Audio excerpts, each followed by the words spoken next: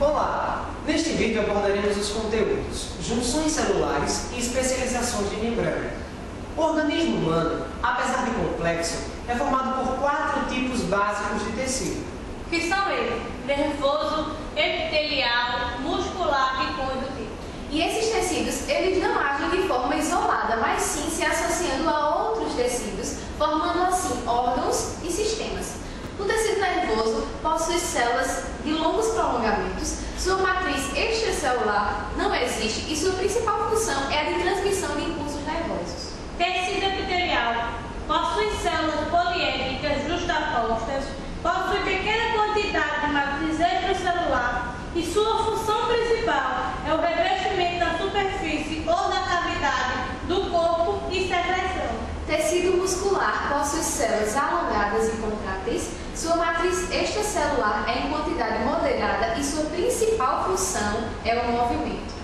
Já o tecido conjuntivo, ele é formado por vários tipos de células fixas e migratórias, a matriz extracelular é abundante e sua função é dar apoio e proteção. Junções intercelulares. Do ponto de vista funcional, as junções intercelulares podem ser classificadas em 3 tipos. Junções de adesão, junções impermeáveis e junções de comunicação. As junções de adesão, elas circundam toda a célula e também contribuem para a aderência entre células vizinhas. Já as junções impermeáveis, há a fusão entre a membrana dessas células, vedando todo o espaço intercelular. E as junções comunicantes, estas podem existir praticamente em todos os locais das membranas laterais das células epiteliais. Especialização da membrana. A superfície epitelial dessas células, elas sofrem algumas modificações e essas modificações têm por função aumentar a superfície de contato e mover partículas. São elas microvírus, estereocílios, cílios e flagelos. Os microvírus são células que exercem intensa absorção. O exemplo são as células dos rins e as células do intestino delgado. E os estereocílios, que aumentam a área de superfície da célula, facilitando a movimentação das moléculas que entram e que saem das mesmas. Já os cílios, eles fazem um movimento de vai e vem, e esse movimento faz com que algumas partículas sejam impelidas em uma única direção. Já os flagelos, eles são mais longos e cabem apenas a uma única célula. Durante toda a nossa videoaula, você compreenderá melhor, através de imagens, o conteúdo a ser abordado. Vamos lá!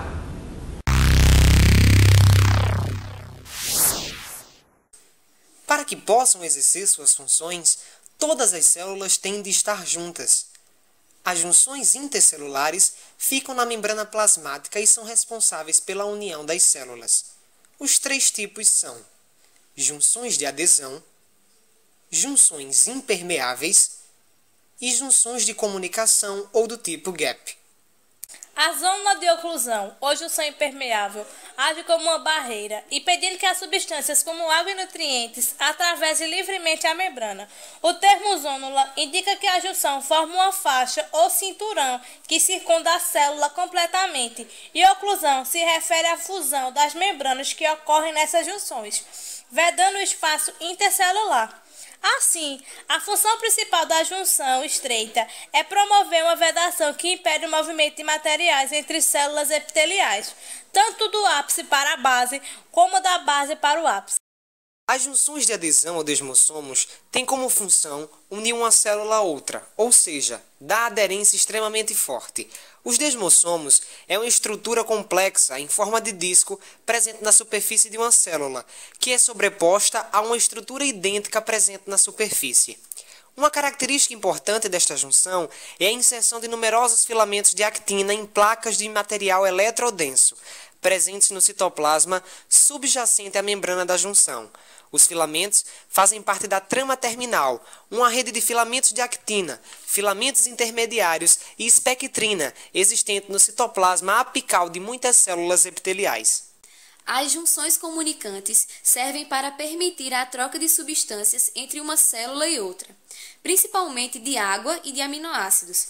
Esses tipos de junções são também encontradas em quase todos os tecidos de mamíferos, sendo o músculo esquelético uma exceção notável. As proteínas das junções comunicantes são chamadas connexinas. Um exemplo típico é o das células do músculo cardíaco, onde junções comunicantes são grandemente responsáveis pelo ritmo coordenado do coração.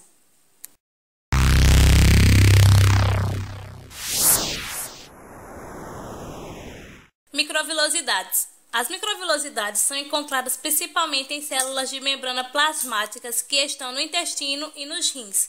Sempre haverá microvilosidades em células que têm a função de absorção. As microvilosidades servem para aumentar a superfície de contato da membrana plasmática com o meio externo. E no caso do intestino, é de muita importância para uma absorção maior de nutrientes do que se a membrana fosse em linha reta. No interior do microvírus, há grupos de filamentos de actina, que por meio de várias outras proteínas mantêm ligações cruzadas entre si e ligações com a membrana plasmática do microvilo. Estereocílios. Os estereocílios são prolongamentos longos e imóveis de células do epidídimo e do ducto deferente, que na verdade são microvílos longos e ramificados e que, portanto, não devem ser confundidos com os verdadeiros cílios. Os estereocílios aumentam a área de superfície da célula, facilitando o movimento de moléculas para dentro e para fora da mesma. Cílios e flagelos. Os cílios vão se encontrar em grande quantidade na membrana plasmática, são menores que os flagelos. Os flagelos geralmente são encontrados em número de 1, 2 ou 3 e têm por função o transporte celular. Pode ser encontrado em protozoários e espermatozoides. Já os cílios são encontrados principalmente na nossa via respiratória, fazendo o movimento que expulsa as impurezas que entram no nosso organismo.